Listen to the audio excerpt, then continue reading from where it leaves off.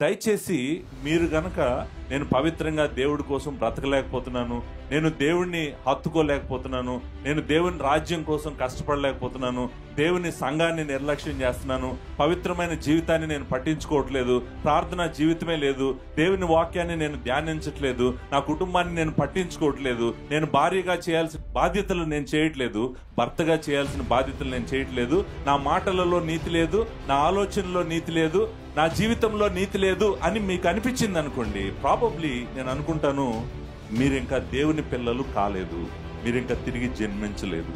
అందులో ఏ విధమైనటువంటి డౌట్ కూడా లేదు. ఒకవేళ మీకు డౌట్ ఉందనుకోండి, దయచేసి నేను బ్రతిమలాడుతుంది ఏంటంటే మిమ్మల్ని మీరు మోసం చేసుకోకండి. మీరు బిలీవర్స్ కాదు, మీరు క్రిస్టియన్స్ కాదు, మీరు దేవుని పిల్లలు కాదు, మీరు అన్బిలీవర్స్.